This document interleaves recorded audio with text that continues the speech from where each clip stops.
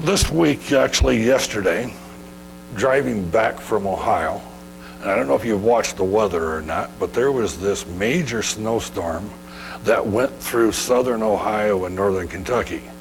Well, in order to get from northern Ohio to Tennessee, it is necessary to go through that area. Well, driving back just north of Cincinnati, I found it, and it's this heavy, wet snow that builds up this slush on the roads. And if you've ever driven in those kind of roads, you realize how much it will pull you. And there was plenty of them that were pulled right off the road and into the ditch.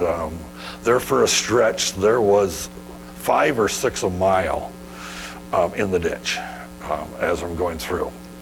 And it got me to thinking, okay, this whole concept of the story behind the story that explains election. It explains predestination and sanctification was all involved in that trip.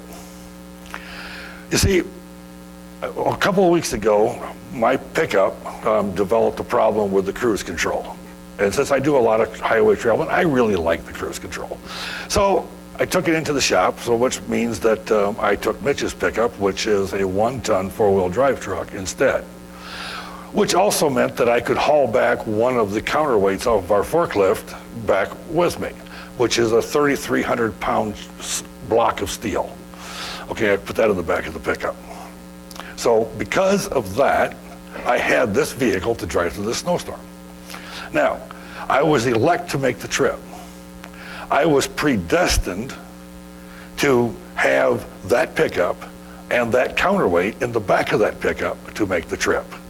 And I was sanctified in knowing that God had arranged all of this ahead of time. See, not only did I have the truck, okay, but I also was carrying the load. So I was elect to make the trip. I was given a load to carry, but the load was light for me personally because the truck carried the load.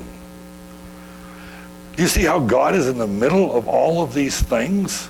And I was thinking, you know, as I'm driving through this, and this was kind of all coming to mind, I was thinking, you know, this is a fantastic story. Simply because of the fact it takes those 3 kind of vague things and puts it into an everyday scenario. So I just kind of wanted to relay that story before I actually get into our lesson today on Palm Sunday.